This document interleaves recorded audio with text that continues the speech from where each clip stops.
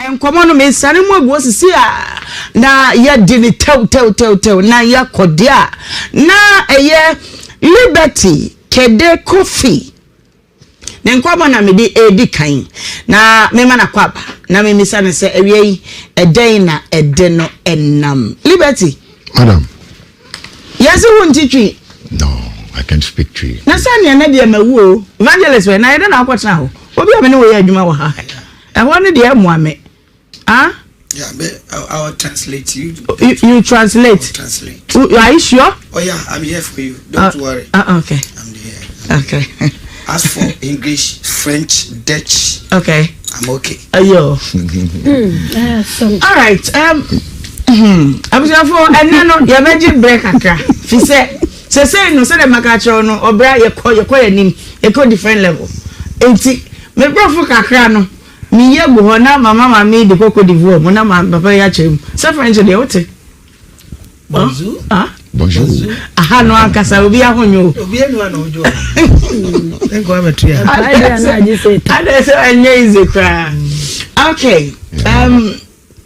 What brought you here this afternoon? Me brought for the kind of man. Thank you, mommy. Yeah. I have my wife. It's my problem for my wife. Your that's wife? That's why I'm here today. Are you married? We have not married in a legal way, okay. But it's just it's my wife. Okay. So yesterday I saw you panting, going up and down. I mean. Yeah, I'm so much hot. Oh. I'm hot. What's it say? Fako French mu. What's it what be? That be Fako French mu. Obani a French ni o. Obani French. Ah. No, she's a Trini. She can speak Twi very goodly. Oh, okay. Yeah. She can speak Twi. Very goodly. Now, why can't you speak Twi? Sorry for that. Sorry. Le monsieur, il dit le female. Okay. Le weve. Okay. Il dit il est frustrateur. Okay. Il est frustrateur.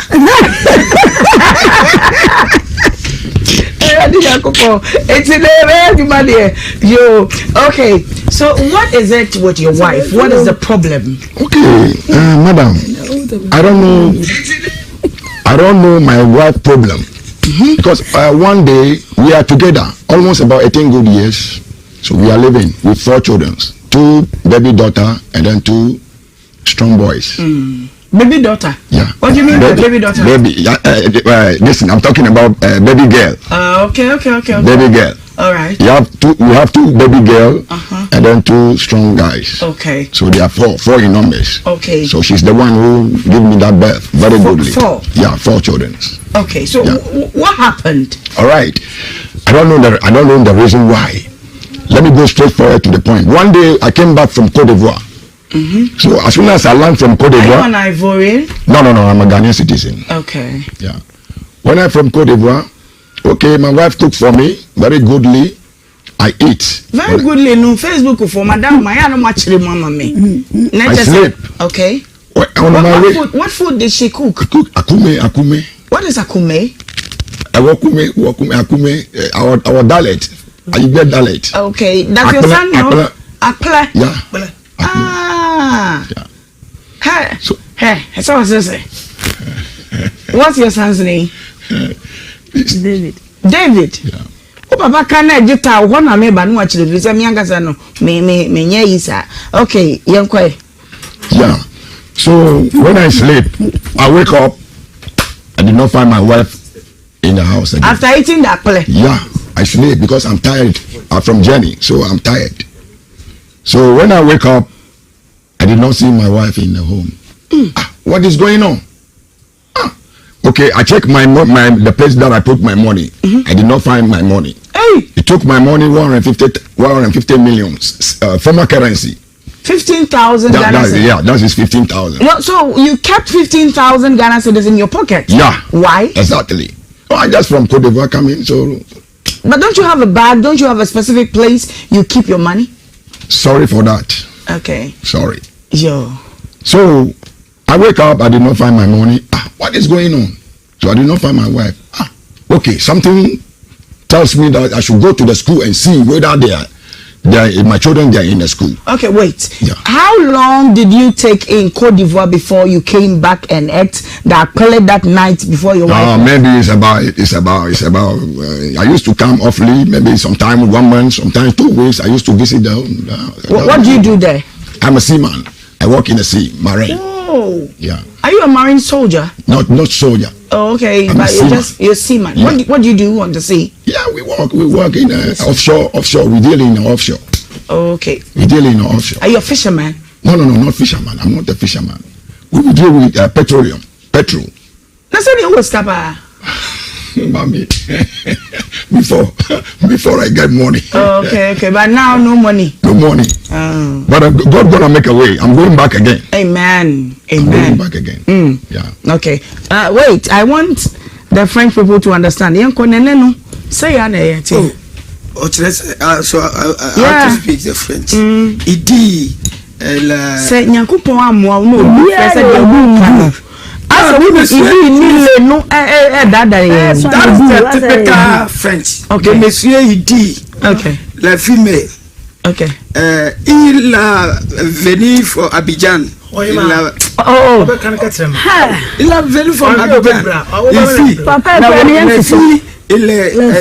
Oh, la fille, just a la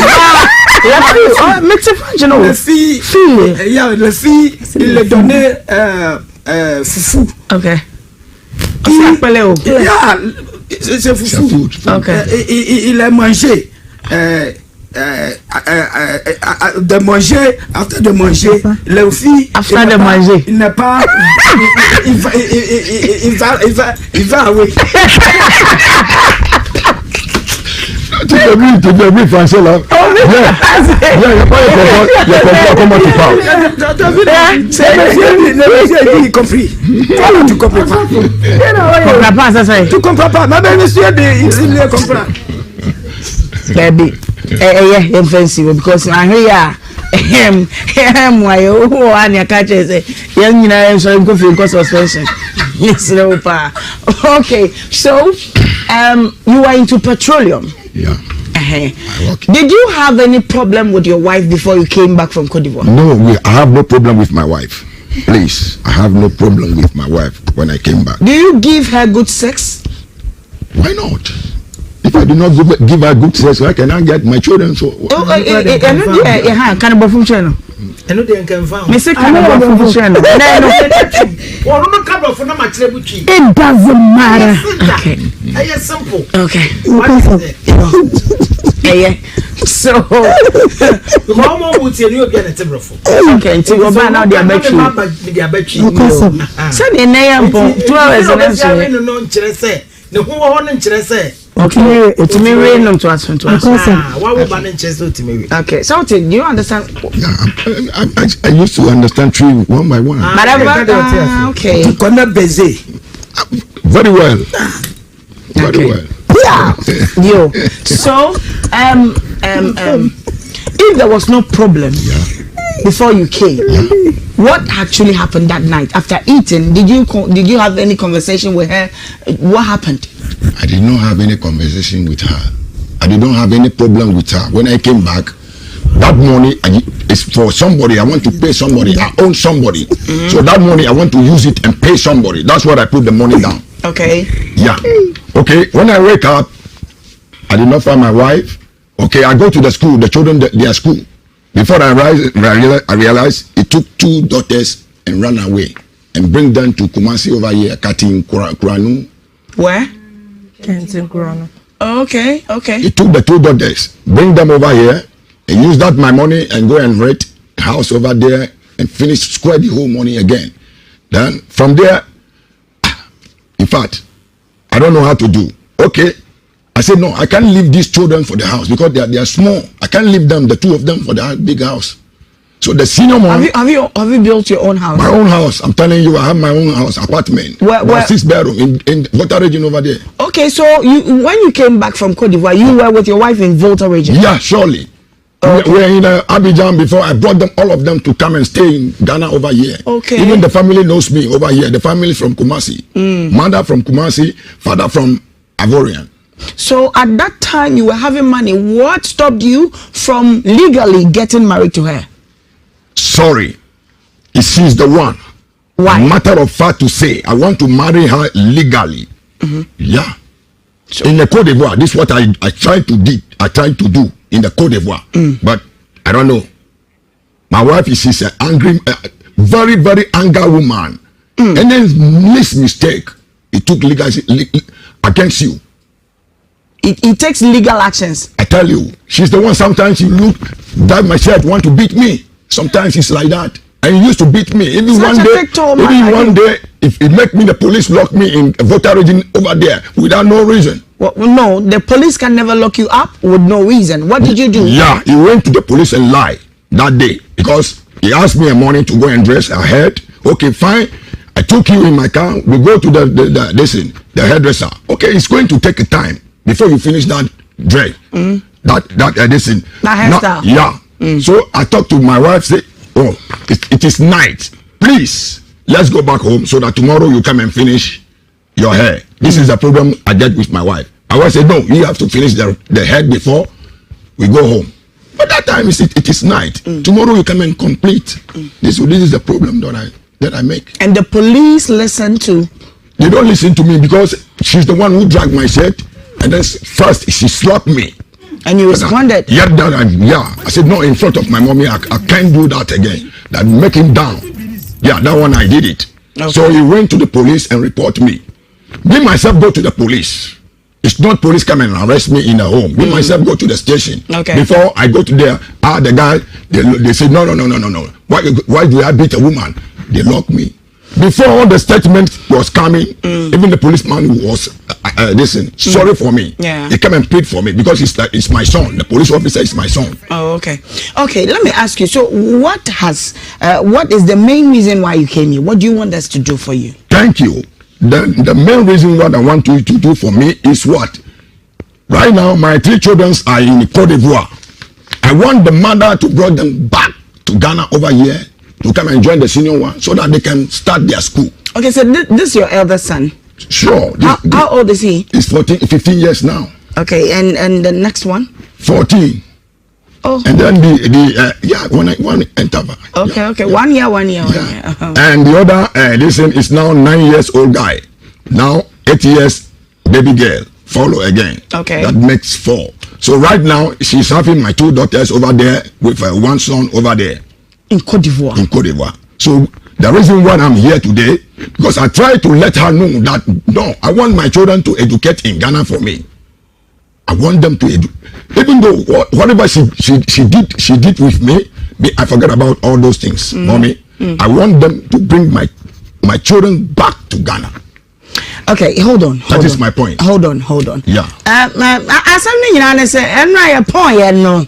Na papa chese car park wana me de mishia na mgira me car ho na me speed na wode ba no a na me lata ba bia na mdi na chia to do security man obisa na e chere reception enra na ntete na ne ba ko no chese ka san ko obro wo mo ani ni apon awie enti na sem nyina ne se woni oba bi anete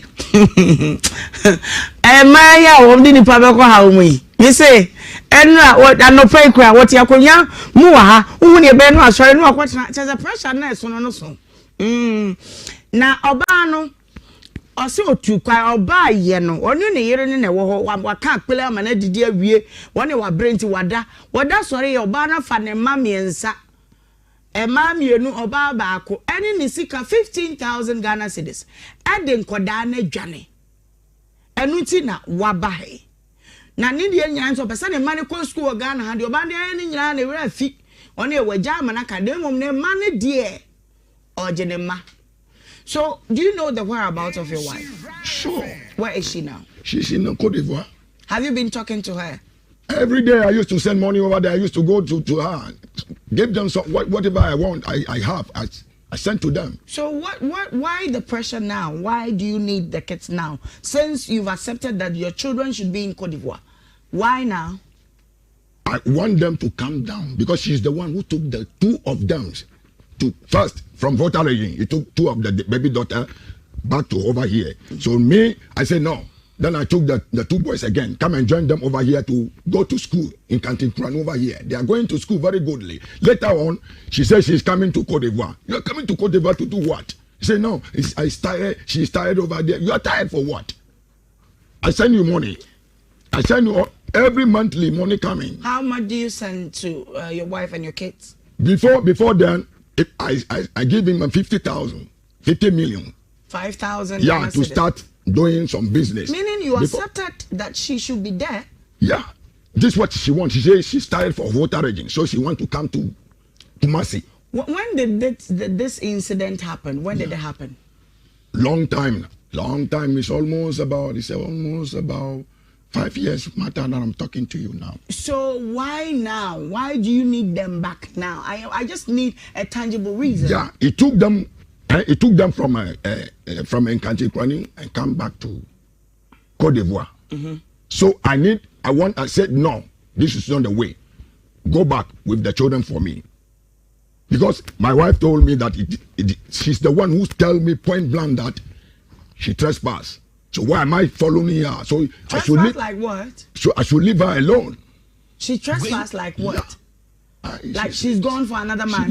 She slept with another man. This is how she tell me. Oh. This is how she tell me. When did she tell you that? Matter of fact, it's about. When I'm not mistaken, it's about 3 good years now. When he's telling me that. Now, have you also trespassed? Me? No. I can swear you. Jolly Betty. I can swear you. Have you also trespassed? I've never do that. Almost about 2 good years now. I've never slept with any woman. How do you survive on this earth? Yes, I know what I'm doing because sometimes we are marine. We work in the sea. Sometimes we can use 8 months without no coming to our shore. Okay. So I'm used to for that. You are very busy. Yeah, we are busy. Sometimes we are in the sea, working 5 good months, 4 good months before we come to our shore. So you don't feel for sex? No. Wow. You're in a sea. What? Don't you have women in your boat? No. We don't have because we are offshore dealers. Okay. Yeah, so we don't have women. There is a ship. Sometimes there is a ship. There is a woman inside. Okay. Yeah, but our ship we don't have woman in our ship. Okay. So you can stay in the offshore maybe 5 good years. I say 5 good years, 5 good months. 5 months. Yeah, 5 months. Yeah, without 6 months without coming to see to land. Yeah. Sometimes we work like that. So I used for that. Hey, na fu adodo san kwa na mo de be kan suo no so boso mi num sa no. Okay. We have everything in the ship. Okay. Ship is like a house. We have everything. Anything you want to eat, you got it. Okay. Yeah. Okay. I want you to send a message to your wife. Yeah. Mention her name. Yeah. And tell her exactly what you want her to do. Thank you. That's your camera. You can do that. Thank you. Okay. What I want you to do, of course, please, I want you to come down, even for Volta region or Kumasi over here, with all of my children. Please, this I want you to do. This is what I want you to do. If anything, okay, we can come together with the FM. We can sit down and talk amicably. Thank you. This is what I need from her. Okay. Yeah. I want to talk to your son and also listen to his side of the story. Maybe there's something you are not telling me. Yeah. David, Uverium, Trasi Yenko. I just say, now then I will teach you now, Papa teach you. Mintia say, until now, come and sit down and see how no. Until I had down, Nancy Anwaba. Okay, and then I see I'm only an only winchain. So say, one wine at it. Only grandma. Oh, no, grandma at it. Oh, mammy. Okay. I hear fine and Namuti and Sana. Oh, mammy, to a few papa and Janamote. Near to Volta region. Not my sister to say. Nay, okay, say, yeah. Maybe be our cost. Sam. Bibi a 2 maybe best 2 months, 3 months, that best right. Okay. No asako. Okay. Month ni end out or say ni sikadba. Or say be a store mammy. Wow. Then provision store and then provision store. Nese mono na mo your okay. Wona oye ba panyin boy. Okay. And then the see here ma wo ma me a free Volta region. Then na me no me go school. Go school way. We go school. Oh, amazing lab. Boarding school ana. Be. Okay, nti wo free school ba no na ma me ko. There be me ma me ba school mo no. I'll have a family near Bobry. A break time. One crowd chichen bia, and of me and me no cast me best in Yanko. It's most of me call class as some quack of bag. And I'm teacher and catch them say, when my mini right so be fine, I bra one cra. Okay. And our teachers pony rashes so more quack of free. My mammy. And only me and Johnny and a come. It's me woman and me say me papa bus come on your mudu. Any boy I be fear papa catch him say. Mammy didn't see cage Johnny. Uma best say 2 months or and papa. If I immune minimum immune. Eti ofa man immune. Ena oja wo ni wo wachiriba. Okay. Eti e woman na papa ye dey. Esa be fa immune ko Kumasia. Odi eba Kumasia. Masi wa brave to region to Kumasia no pedia. Odi eba ha ni abeko school no ha. Eni e share school as work into nkro no basic school. Ena ne kwa woman na masa ka se wa brave koko divoa. Ah. Na ontina fa kunhwe ne ma no.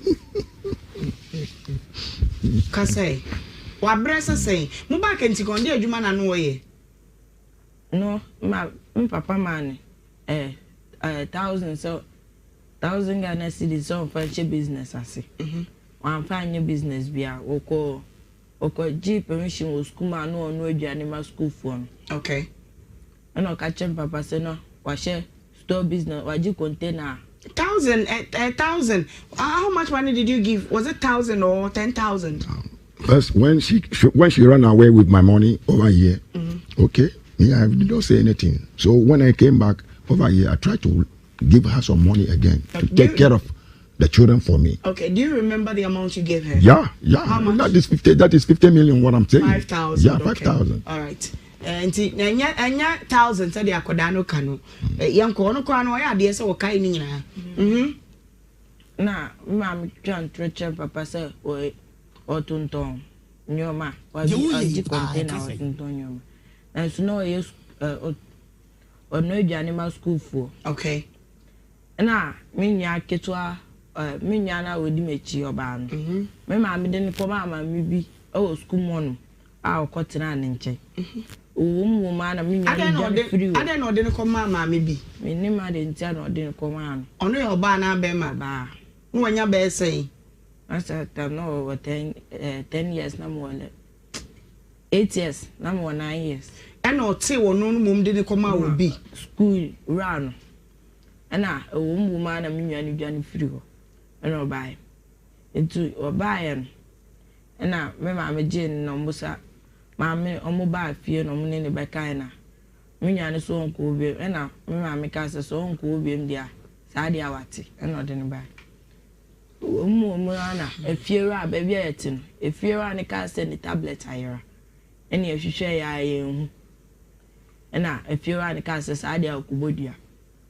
Woman ma my sister oba princess nya ba e ka no kreso no wi akoton enkola amumu papa hwemu no princess no that time no fie say no timi wi tablet koton that time na we di 10 years na mo 11 10 years na so one to now ma mincha anye ntete no kwete na school ran no ko su asa de no na de pachani we wi tablet akoton 10-year-old girl. See, yeah, a banisano, and I'm mammy copa if you're a natural. And who could yes, can ma baby a minion, a cotton tablet, and a tablet, and Sakuma if you're on. Okay, it's your own, I say, now mammy or 2 hours drink, sell baby or be Fabia, a casse, want to tell him an year, or move a crumb for, and all casses idea, wanted a ubium. Or call Cote d'Ivoire, and a family and me no say jar. Me, you beman.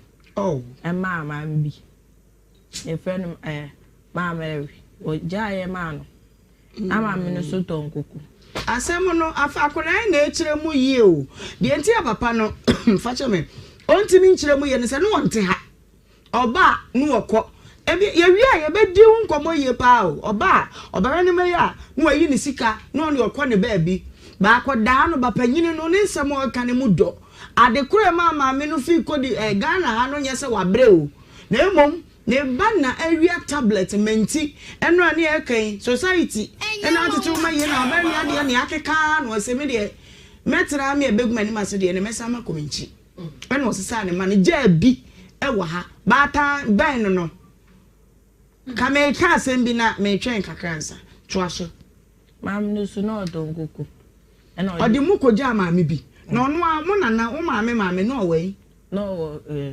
bom so ase adenti no afa mama omo ba se ba be faye me ma me ka kire ma me se ma ne mpeni on fa ye ma ne mpeni na ma me no so no mpe so de be ma ebusu me na nam na ma me na mpeni se me ma me aka de a woni asem bi aka na me na nam da o mechi boko iti wo mu ma na me that time I'm go school ma me ton kuku ebo breaker o frame a obesuma me a mama kotom eyo ebe bo break over sa aka kakra ni apon ama ko school ma ko ni esu ade aguchi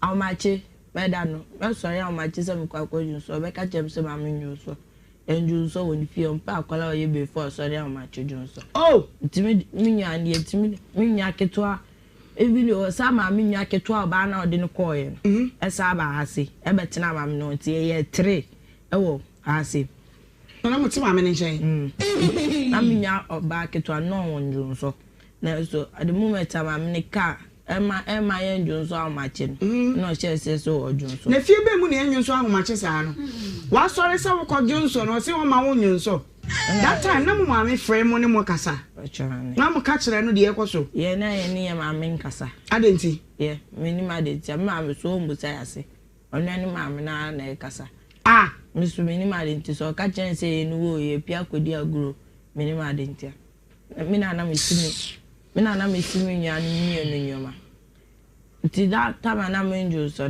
na ma ya se me ya na me ya me ka se sa dia me ntire bi eso na ma me ne bu me na ma mbi ne friend no ma Olivia woti efie na ye tu ma me tu free o de ye koma ma me no time no ka kire me se me na o mo ba ha se no me ntimi nwane ngo mo ho na me ka kire ne se ba bia me ma me de me ko ye me kai akuro no so na me se wa ka kire me kwa de me hwe se me kai ama kai ba bi a me de shanso na me o ka kire me se me bu sa ne ka no ka kire me se me ni bre a ako na me nanti free kenti ground e ba bom so ase me kra me try na me kai na me shia papa bi na busa se pa cho infa ni susanso na papa ni dom me di me si kem e be sia na me sani ya na me hu ma me bia no woni me na anu ye me ma me nua ba I friend ma musika na onu ne kire me na ho na me ko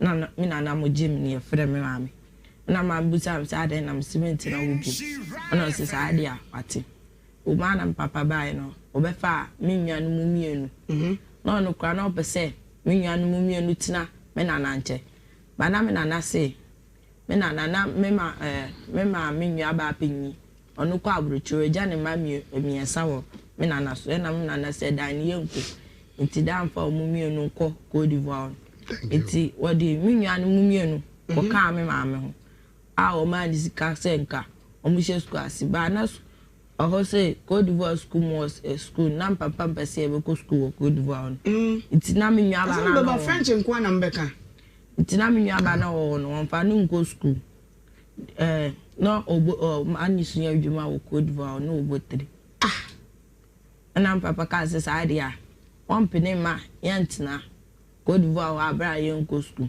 na papa ka kire ne say on the one family anu mumra no sa metina ha sisa ha kra no pe no pe voter region be sa rent dan side de amano amama costume am si chinchina ada on pe papa bi opa o mesisa ne ma ba papa so hwa wonya obi a obehwe yen and I asked them now, ma'am, teach down by. Ya ma me nua ba oba no a sha se edum papa tam ono kra de on person be ba seriously David say go school way wacho KCC oforuko meba Akos yes ati say na me adon me hoye what are ma wonim Papa Liberty me pa try o me next Oyo dai? Oya me next. Oyo wo next? Next na ya dia dia wadarma. Ni kura wacham. Yo. No next no. Okay. Wadarma. Oboye nkomo bi na nkomo no hwehwema so kakra fi se wo se. Wono na wo vote agent. Oko eye posu oko divoa wo mu a wo ba ohwe kama bibia deda na kwam afi prekopa akoma manu nsi e na ka wa hase asere nya bo chema me prekopa ka 15,000 ade abakuma second ko no be high dan anso ho a waja wo meya mama mi bi man kwada na setere mu kra nye ama wasa se wonti kuma se bi mbekọ divoa Kodi vo no so awakotena ono so se on pesa ne ma betena ho fa kwada bra na betena ha bere o mo a wo se da ada na wo yesa wo ma no da chinti kwa na ma me bisa sa Mame me ba so wa no asi Mary okay me da se pasa o frame me okay mu sa ne ma ni se me ni wo hobie ma na ni hobie de to fu mi no so me ba betena ho no na se sia me kwa akotena he ho de kwa akotena he paske dai no de ama han dan no see enkwotele no dia ma ha se see ma voter reason wo dia ma ha ya kwa ko jiska wo ko se see na se see no se ma me tra se shen kwa ni pa na me kwa kotela na me se kwa kotela so a wo ba be se me se wo yira na so wo be se me se den ni se me ho ma adan na ma awarja ne baaye men penny biem eno dey all stories and cross some no de ba ho what ma say it me ko ye fen say ye ko yanim bisa na wa bisa no tia what ma say me say otia anti bisa no ya ka kwa tem ni hobiem na bisa fo ni se ni hobiem ko di kwa se ni aka fo ma ha mi dan ma te ho a me ye medjuma me say ba ma no otia anti de o pese obisa ne bia bisa no nyia no na ye anti bi okay me say mu musa ni ma me say dan no wadi ama han ma fro se sie message ni na wo me phone so wadi ama han dan no kompo ba bi bubo mo mbe han na so mu sie ho ye so wadi scan so ba ko di one no be send e bi di ama no me je sie fi asa no kompo no ma han na kwa kotem de to su mi no mu musa ni so ba be fa me no be fa me se me ye ne yira na so ba be fa ma kwa kotem na wo se me nya ne den o be hwe mi ana je no pete me nya ma no Mr. Liberty, your wife is talking. Yeah, I'm listening to her. She asked the question. Yeah, ask her. The first rent of that house, the money you use it for what? She's the one who came and rent that house because nobody's in the house. Nobody's in the house. The house is empty. So we need somebody to be in the house. Okay, she's the one who rent the house firstly. Then she came. Okay, I have nothing to say. Right now, we rent the house. The person who was in the house, she's not. Its time is over. So the person left the house. Mami opa ko mo hai da me do mo number nyina me send mo bisa wo mo sika wa gie eni si bia ko bia me do mo number wo ni san wo kan ko enye nsem nyina na me metia ka me obi a me bu me ho panti enye nsem na me metia ka no ho doki kan ya ya when I rent that house, me ja no mama me bi ko shop ko me bia na me disika ko ko shop mo e friend say Tenting Kono Mani. Excuse me, sometimes when I'm talking, I'm shouting. Okay. Yeah. It's yourself was so open, man. The man, all my fellow, beginning to be a so. I told them I about what money with I will rent the house first. Akose. Yes, mommy. What say? A dinosaur wouldn't have somebody. And your woman now did kind of dynama high no be antim.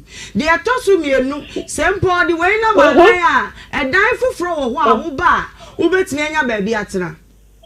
Oh, boy, mammy, or boy and water. Oh, boy, men I make us from a timid or boy and trop. The other kind of me kind of my high face.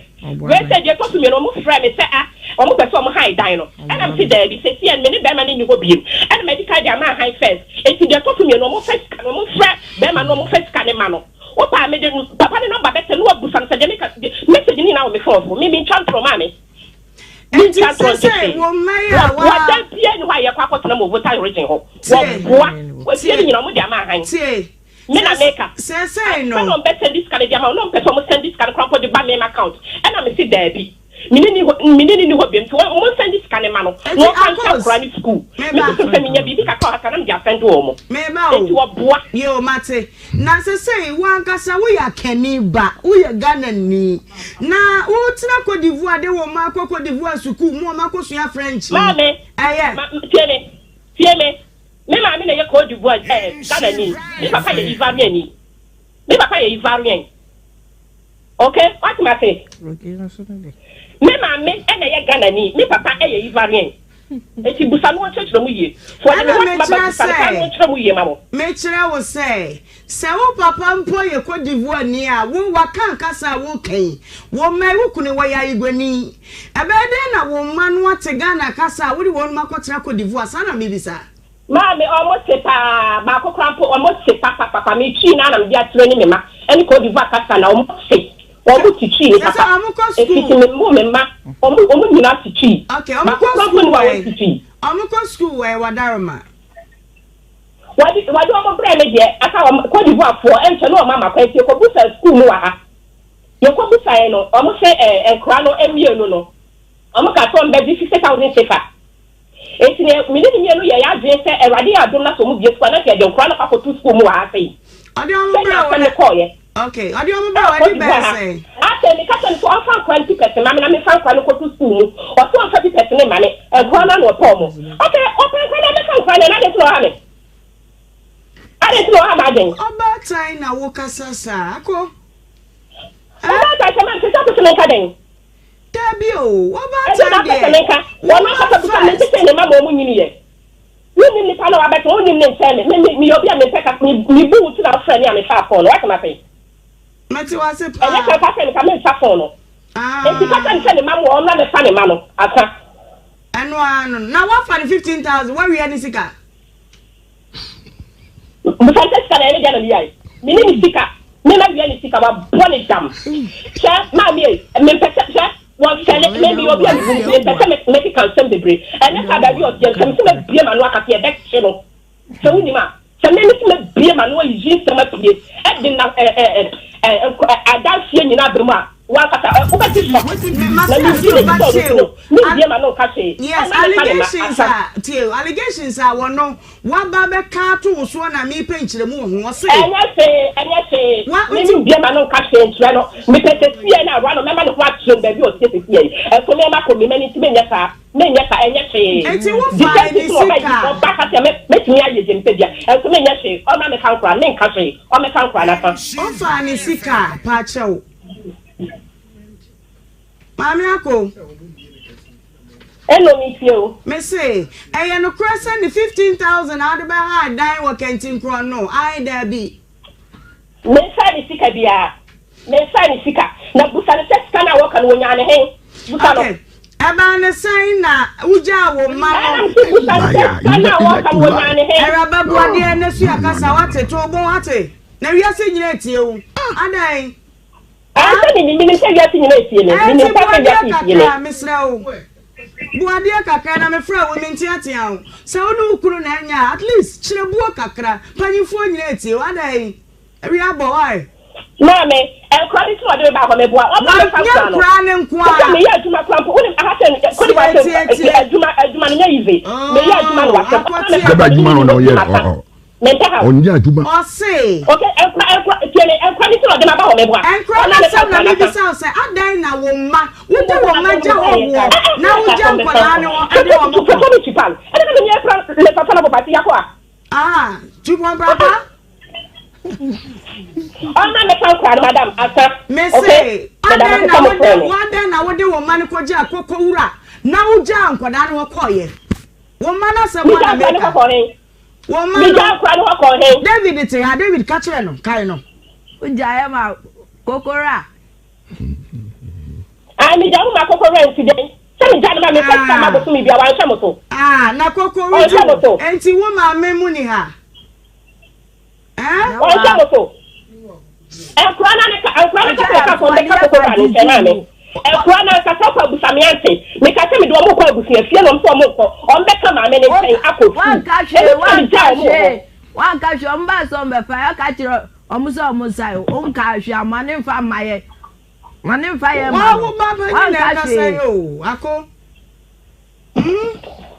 Ama frani de o mo ye da chi o. Oni me papa nya to ko ka kire me se me nka se me di mfiri bi se me nya ne ba biom. David like atama. David ya. The princess Nhyira. Mama, if you don't want to understand, I want legal action to force her to bring the baby over here. This is what I need. No, me why we? Crowd are ready to let me about the form. Why? Me that come for me. Me say yeah, what dey back on the buy? What dey fan kra ni sika mu no mumra. What say? Me say yeah, what dey back no esuma car man buy no fan kra ni sika mu mumra. Omo ba. Won wan ka tell do omo ba ye tie me. On wan ka tell do omo ba, on wan ka tell na me fa omo. Ya ya no kuto di ma ta hono. On wan ka tell na me fa omo do mu si mo ba, on wan ka tell na me fa omo. Enti yasuma na mo se me. Omo na dim omo bra me wa bi jan. On wan ka tell na me fa omo. Ana me say nkwada na ye say na wo nchen. Omo ya say. Omo ya say na wo. Omo ya mienu, mema mienu, panyin ndem ne na to adwuma mo botire. Oba panyin ne na to adwuma mo ye obotire. Obi wa baba. Wase panyin na obotire no no anya fie se mpacho.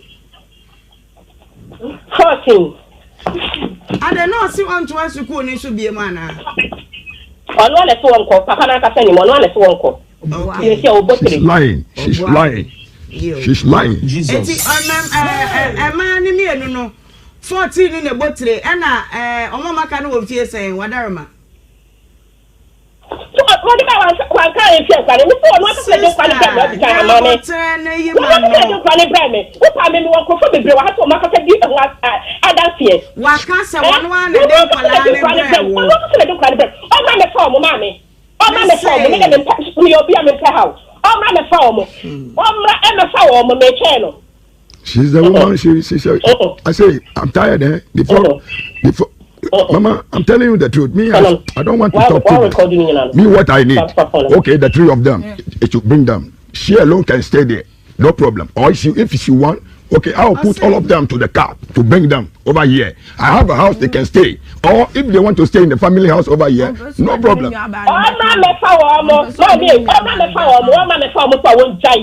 Ono na de omo brɛ me ono me fa omo me fa mo onjai I say obey arrangement ama now the kwala na sika maba okay for being recording okay for being recording sekele YouTube ono na de fa wo enti so ono akasa de omo brɛ me ono akasa so ta me fa mo ko back enti se osoma obi me ka session wa ma me fa wo mo se osoma obi se o me fa o ma fa kwala na ma mo what say Say obi otu obi say obi ma me ha so okay mama for social media handles ma record ni ho hia e da YouTube baby abetimi ahwe why auntie hello nya ni dada hello okay me say osoma obi say o me fa nkola na odi nkola ne be ma o mo o ma me fa o mo okay that be na yemra Ten bia we you ready bi obetimi aba be fa o mo I mean how nyame adoma me menenda obehu ye ni mokodifo why Mate, me da say. Okay. Minya ba nka won fa minya ba nka ho. Minya ba oba don fa nka ho. On the 14 years, obefa na onfa no. No. She spoiled the daughter. She spoiled the daughter already. I'm telling you. She spoiled daughter. Akra no what? Akra no what TikTok. Yeah, akra no what TikTok. Odine yewo. Africa so what here?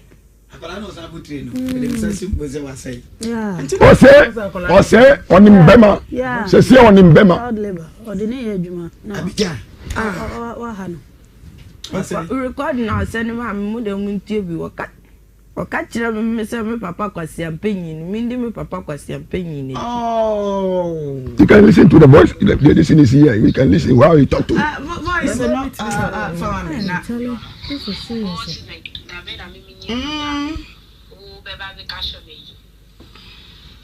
Papa, when you could join and I would see my them. Oh, do Papa Quasi and Echi. Oh, tell me I'm the message in the bro. I don't want to. Do you have siblings? Do you have a brother? Do you have a sister? I have brothers, plenty brothers. Do they know about this issue? Yeah, they know very well. Even my sister, my junior sister, know everything. I have a sister, I have a brother. Can you arrange for your sister to go for the kids, and then we talk to your sister or any of the family members who can take care of your kids for you? Sure, I have it. Okay, so what I'll do is, when we close, we'll talk to your sister, we'll talk to one or two people in your family, and then we just arrange for a date they can go for the kids. Whether or not she gives in your daughter, don't say anything. Get the rest and bring them and nurture them like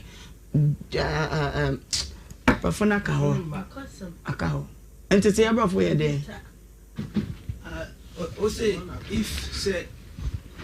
if and to say about where they make yourself why no baba na me no aka no nko form mra metete wo mu ntete ya na brofo na aka ho your ba na be na de your ba ni be ma so train arrangement and bring them for arrangement, right? Yeah, you see, me myself, as I'm talking to you right now, I want to leave today to Cote d'Ivoire.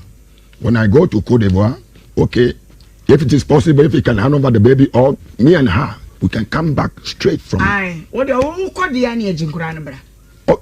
maybe she's not going to give me all of them. No, don't worry. When she makes any attempt, that is when the legal matters will come in. Thank you. What I say?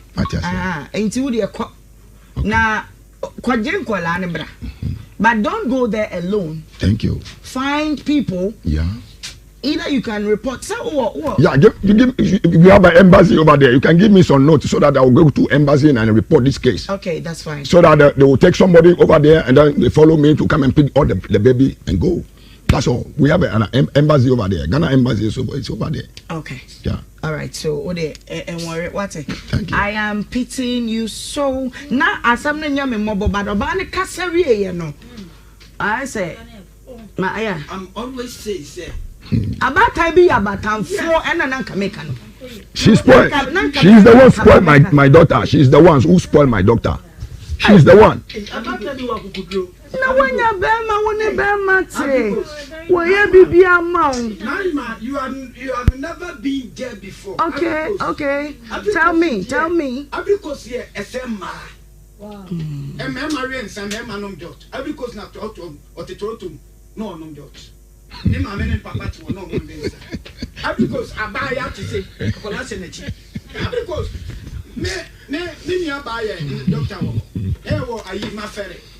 Afare nyewo because abaya bia ketewa na ne ba se na chi abranche nyom boy ote ha no no that one no your life ayare husam pa se de eme bi pa wakuma pa na de odina fo so a wo cheche na hwe akola we babbe man ni monyam fo kama say sanyo na nan na age no ananka wo bai wo fa ne wo na tete ba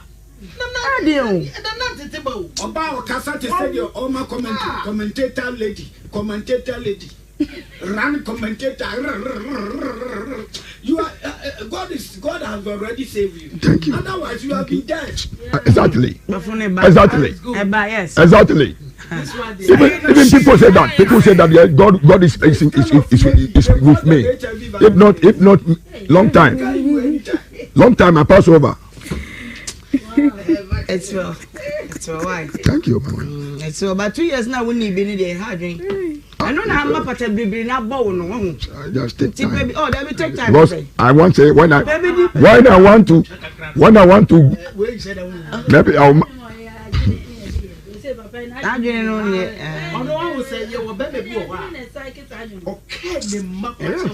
It's your banner of many as ah.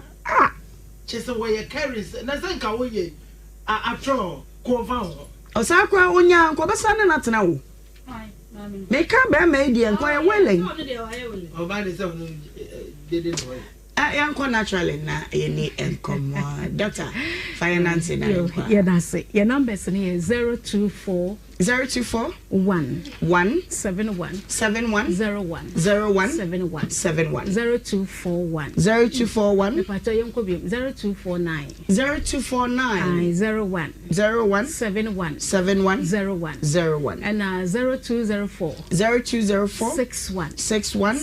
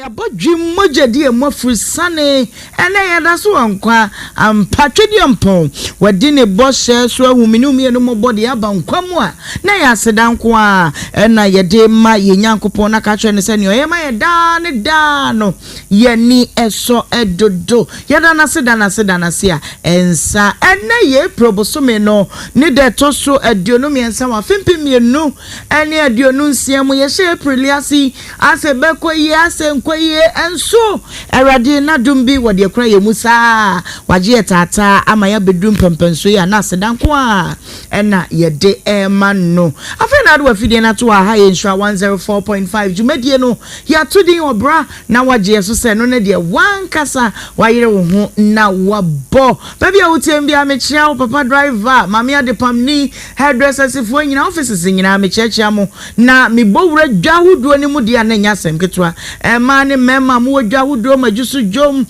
kronum jom swami jom bantama jom anguna jom eija jom ne dware nyina headquarters KJT Dubai me boss say anese won say Nhyira one wisdom wonum de matum den mane mema mu nyina me mama juma yakopon Nhyira de mu ye bia so ko se no me nsa bebo na ye be pon no na ne mo de bai se mbodi hu dwuma nyina no ya to ama no asa fagidie pa na jeme so say amen mo don ti dwuma de nu ya to apete aba fontentan fidie no so ko Facebook bonse ye dem live Facebook awefo nyina me mama kwaba Nhyira 104.5 YouTube nso ye dem live Nhyira TV share and share chairman nso obiso no meka ho na ye ni dwuma de ne emmom enche bia ye beti atom nso ewo Adum TV ye no na di dwuma no enu ntikeka ho ne bra na ye ni eye dwuma no medin edi Ohemaa Benewaa from Ohemaa bia majoso na fe macha wade medifu for edi o chade na chese ndi wakume kura ewie me ma bibi kakra na de abon tuma no abrabo ne de da wuhia bibi ese oti bibi foforo intenenso dem de ma wunyina ne say embrace the growth, not just the goal. True transformation happens during the struggle, not just upon reaching the destination. Trust the process. Ampacho dear LCA bia no ye na wa tu ekaba som enimguase ba som arewo ba som enije ba som fisa brabo no is a combination of all these things eka ho ena eson intime maka bi mane mu abamo de wo ye ho mema wari guo bi mama mu abamo ba bia opasa ukro no ho da bi yade ba gitum se ka brabo ho na unim ade aboa pa ne sebre mu aye den pa no ena wusua de se nipa yuma eboa wo ma wonfa wo ntu nipa so enti esia wato de but from adisua no na pem kwa wo botaye no wani swade mu no ne ade ehia enti always embrace the growth ekaba obon se sika no nka ni se me yeni sei wasom na wasua de na kwa wanim o vision no ma wani nkoso wate na trust the process no asem fa se be fa se I no fe ho e be fa enkakra na minse rade wom enti ebeye yi enti direte bia na ye bia no jetum som ne suade wom na ma wani nse obotaye no so say ya wade amwani so adwuma amwani so suku na apasa okwa there will be obstacles but pem ko wanim na enim se ye nyina enim se rade wom enti ebeye yi enti embrace the growth, not just your goal, because true transformation happens during the struggle. Inti how ba mema no how bebre your feedback wo ya ene ye be sanemu edi agu na enye asem ketu akra evangelist mema akwa ba ade na wo call parliament house na yeah on say ye koshia coach ye koshia coach eno no mu ye na ho na mo ho wo the flight na ba yeah ntina mama check akra kafra na say mi shia no flight be na de ba kuma e de I see out see there out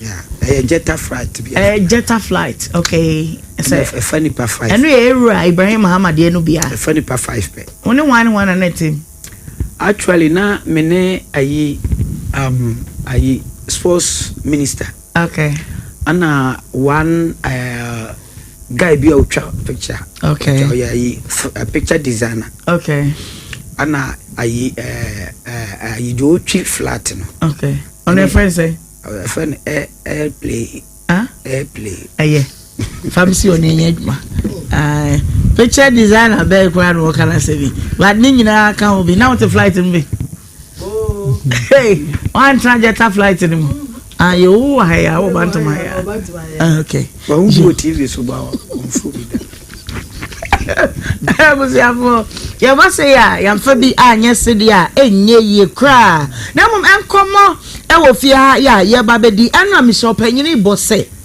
ene wonam de ne nkomo no e be hyasie enti wono na me di ka ma na kwaba na enu nkomo no oboye ni mo wram kakra ye tie nu yie na ya fe ye hunu anopomesebe baba na what to say bibia ye fine ben den nyina aka ho yo ewie wu na nam den ne do bae me ba ha ma sama ne say Mammy William, Miansa. Yeah, 3. Mamma me, no Baba, Minamia P, Michibasu Bama, or Bannon or Yakitwa. Okay. No Bano won't bear said 3 years, near the Kamama Mini or Takwa.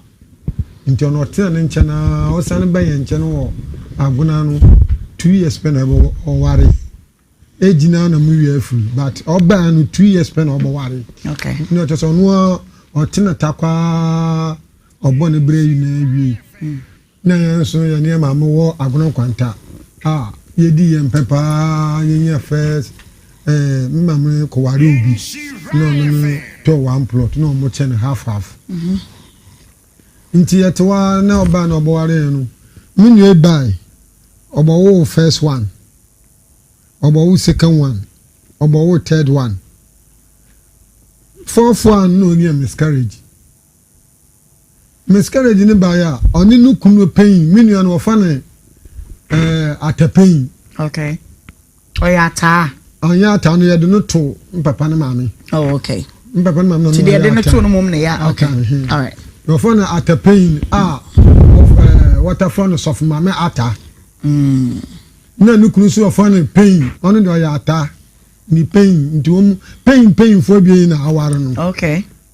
Na pain ya pain be na meka na asam no no turn hard work agran kwanta my brother store ne badubonsu mfimfini ho se bi oboko nsira fam bi obobo bia no me kire ho obonwu agran kwanta ni bia bohu oton paint ne nyama ho na mu nyo no so sisi o se o yodi for ba nti wate asore wo back pass ho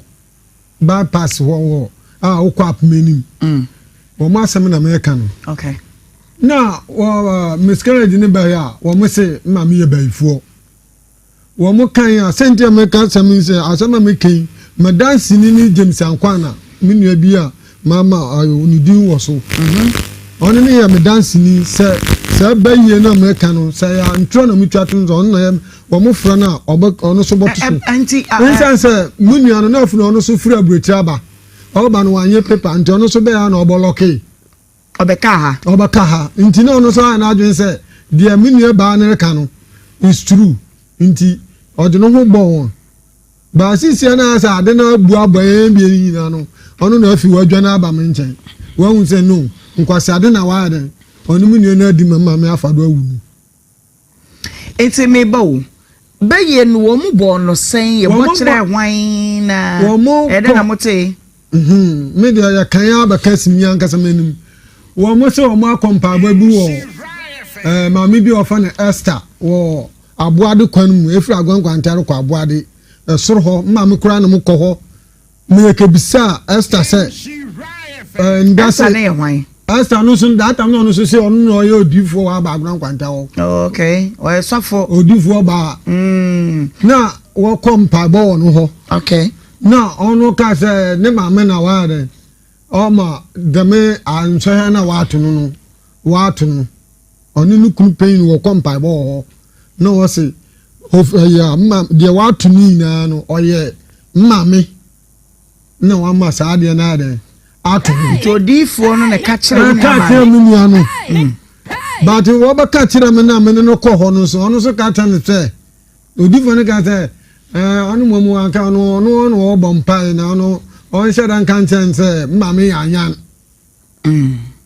that's what sanity onu de o kan wo memenim o sanity but na sirmunya no ne tu ni de wo mu gusu se mama yanyan di wo mu mfa ne yere anya hwe ndi mama jina na me ya me tenda mbokunanka mo wono fast na mankunu nanka na mbokunda na aja asana o mama kan ona mana de ase adana aya na yi otumi ba me ba ho that am de na mutone nsa nti otumi ba ho na mo nka me anya nanka ya ndamankunu na asase nanka mbe besi akọ na manfo so mo kan sa akwa mom de sa na mate no na mami o juna adi hu da ma na say adi no bonus stroke bonus stroke me pokura me stroke ni mu mo hwehwe mu no kura no unsu ko hwe stroke ni mo hwe mo na mo so mo atunodu me so mo ko that time no na mo kwa so nti me ko ni sinisu ke mo hwehwe stroke na because na e na eduru me ye bia na amfa we power meet power asofo aboma me bayi eti o ana bayi bona chi no papa isi adwindwini on your sus adwindwini nti no nya stroke but the drop here de be kan bia emfa no se kai me so ma me pa ba bi mfa nti me so akwa dunsini o ti kwa na dunsini so se o so se o ya drone o ma to nti oba try na se no try kura do aye no ade dunsini no o me tu sorry nya no ma te se dio otinu nti o kan sa no ama mo hwe ana unse aka hunu na me sa ka de because when you say on to me sorry you know ma te said you not no na ma hu say aka hunu na me di akira aka hunu na mbobo no o kire o say why na ato na drobodin onu so say ya wa mbodi de bia say asumasi ana say asumasi eti bebo me nim said the dunsini ho ko ne say o ko ye na te say how was it o ye konfu ana o te hama na o ye den o te hama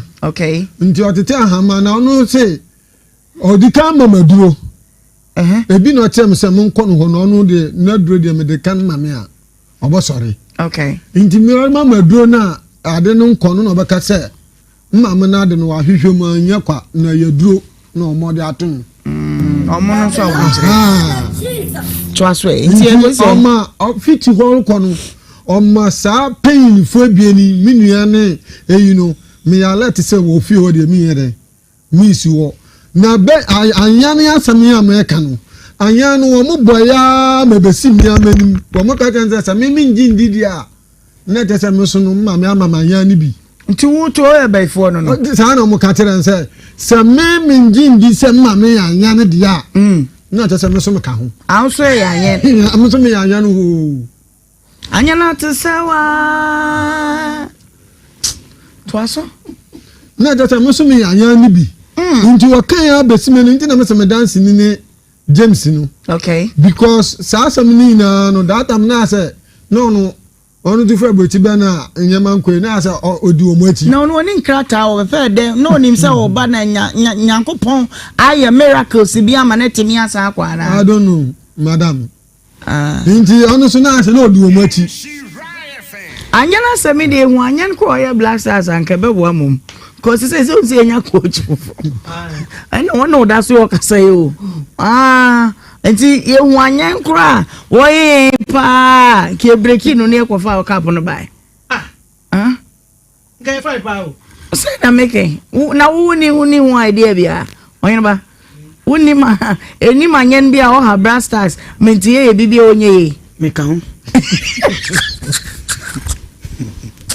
ready eye fesiwa papa ezi enkomo ai nti oba no sa no ma me na ededa ha ma me ko ka tense so wu a yensie no oha na akire ka se ade ya ye nei eti wan sorry no ne yare da ho mu no wunuanom no be hwe no ana minua no besia ne de me ka se wan ba ho a na moboa na oba na pa na oba sere obere oba papa no ho nko no ye besia nti oba papa no ho a so be didan chese me that time de na me na moto ne nsam ye choba nti no na chese o se me na me de eduban ko ana me de suma me ba suma boy bi mo do ko o de ko kama no nti oni da na papa de na chese bi o watu kwa po be se 4 times a mama me yere ko kaye ni na ne de anu na se ne na nanu mi a pain nimbe ya enne pain se efie ho no onwon no won tefie ni mfa no pain se mama ne ya nti wa maba kompansi woda amehwe mo nana ma kop mama no wi owu ye omo ba ye on de omo ba ye ase that brande ayan na nti won okay eti die na sinti e ma nti sisia de asini se ya mama ni na yi na wie no o mi enim se ya sister memo mu na ma suro won because am de minimidi a mama me afam wo nsɛm me mmom de musuro won nti me wo fie mpo fiti wo no me nkɔ hɔ biom na say last year na me so me dania owo agwankwanta hɔ yi me de ni na ya shop a me de ama rent nti asase na o mu ebasa half plot baako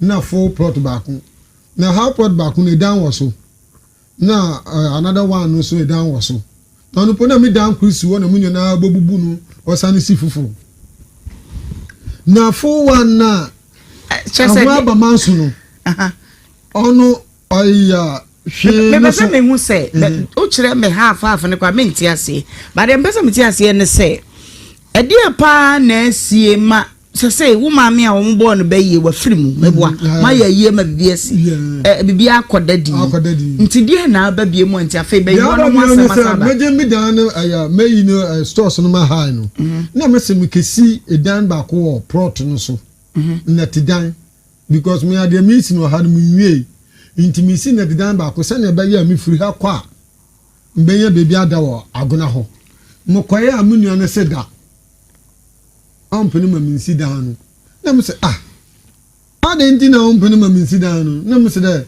o say amisia me ba no betinim na me say me ba no de o no betinim no wa hwe dan na amam ba say kine bi na me no na say o no worutu na o ne de yam asem because me nim say abusuan de yam fa ma eja no no so nim say no papa wo bi ne de na otimi na o de ye business no nti o ne de muntu ya say o ka say ma minsi dan na ono menti ase that means nyama miansa ni na wankote na yere alfa na mtamu po mekanda na medam ho na misano ba mukuma ase ba munua no na ono so sede na so monka kade mokrinka kade orisi dan ba ko na wo se o ma na nsidi a na jata me kura nso na metere ano kura no mo so me kasa me ba besi bia ampene o se ndi aka na munua no se no ade na oda ya che because oye basa ni na ye na ya dia nti se o ba be sidan po keke na ase ampene dia no oda ya che na obi anya ne di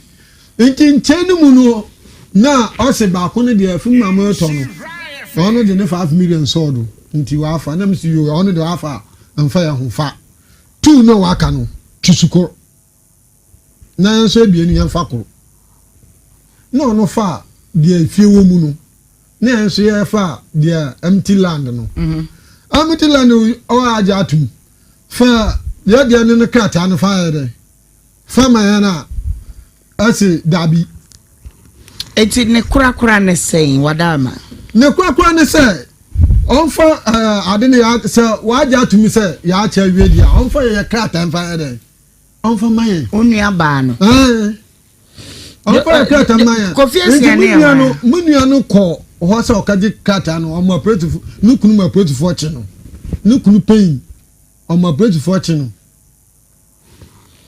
confess ne hwan confess Joseph confess ne no hwan mi nim confess bo se onim confess bia ana yewa ni nim obi o fan confess okay enti enkrata ho asem na akotwe bayibo ni nyina ade aba ti asase a wo prepare no ye wan dia asase ye mo pay ai oye ye miensa ina ye dia na ye miensa mu nyina mo dia me ti ase ade atoli no mo ma me dia ye ma me dia efie miensa ina ye ma me dia nti chese ye na dia mo nyina na mo che yesa nti dia na pesa uni ata no ye munu atano dia medane se ya che no watu no one o dia mayem mema mienu ni dia no krata no so de man stylish ata na mimisa no de fi se asam ne free before bi so na yi free na sane a bedu form ha di opposite de ma be ibo no nyina no ntono mo amadu so sana mo bon ba yi akunu na mo ko ma foje pade no what's when you be on the kwesiesie minimum kwesiesie stylish ya busu mo bia no ofa no kwesiesie bia no Na mama ni na me na me ti se me na me pin. Ma busu apanyin de say. Ya busu pin. Ya busu pin as be wa wudi dada. Nti afi na ya pese ya chi foforo. Ah well. Hello. Hello. Come on, I didn't say hello. Hello. Okay, Evangelist Brema and Yanko. Naima, Yamishra. Naima, Asamna, ye papa no, canina no, say, Ugina Chile. Eric, Shana Mary, hello. Hello. Evangelist Kaza. Ugina Chile now, you are 70 dia. Ni trust hello. Hello. Say no mommy and sano. Muyi na muye mema ana ba ko na ye oba. Ba ko no ye oba. Ono no so on person ode ayi no be mama. Ohun ne plan. Just mema de e mema mpre japade. Na wo ma me beifo. Na se. Eho. Ono na se mo person ogina so no. Se mema de ajapade ofia enye mema de. Eye ma de. Na basa anka sabio ne kan no se ye ba ko bi dia. But eye miensa ho. Eye miensa ne de. O kan sa de enye den. Enye ye. Ana tu nso no. Se ye ba ko mpo na se ye se ye tena se aka mampanifo aba ma efiri ba bi na be wie bi o. Maame ne da ho. Ubu ni se o maame no no. Ai. Oyale da ho. Usi ne nchen. Na ata na nkasa no stylish. My friend was saying. Oh, enti ya keka firi wa ba bedu ase ono na dwene ni ne bota ye nyina ne se emema mpre agye ewofie emema de ade wofia mete yi na yema ye ma me afiri mo ba ye ma me wo asase bi ho me na krata no wo ho enso e ma wo ho enso bibia wo me ho na mom sa me pase me de dan bi si asase no so ma no ntimi anuane mu ntimi nka se daari se no de o ka ne sa de a no so we say mi si dan asisu ana se na si we say abaya busuade o enti se me ye busuani ya nia na me de bibi si asase no so a me mpere mfa ma me ba 1000 years se meti ase na de ya me de ya ba se mini wode a ya busuade ya na se wati ase sa de ya bibi ani wa wo ase nia no utimi ka se me ma won si dan nsi so e ba no sa de a da bi antwaye enti e ba no sa no mo se na ye nche yanchan so eni wo bio ono na se mo ka kire se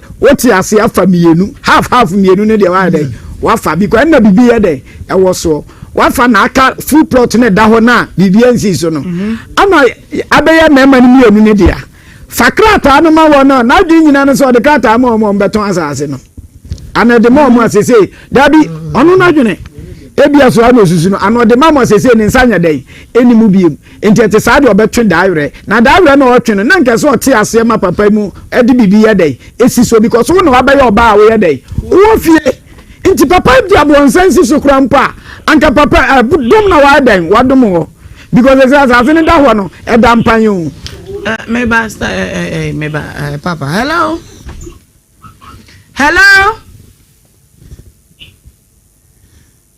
nipa ko no okwafuo mu ana wo fie ana kasa no kasa hello stylish nipa ko kasa de hello baby mama kasa ni enko ai hello Abanye, you want to say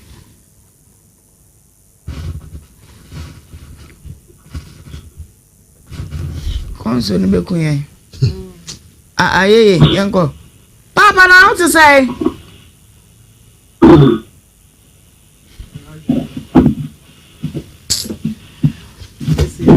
Just say, oh, yeah, no.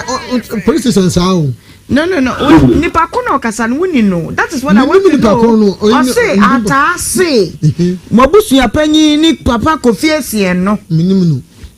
Minimu abusu penyi ya fanu papa kofiesi. Joseph no wuni no.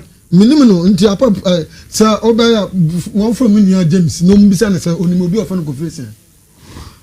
Hello. Sina sempeni. What month much police station sir? Hello.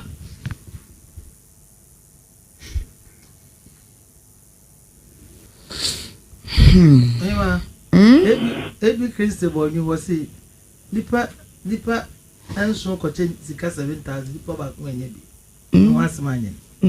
Na ade ne yemiensa. Enso ga yemiensa. Yes yemiensa. Yamu wa family. Yamu wa family no.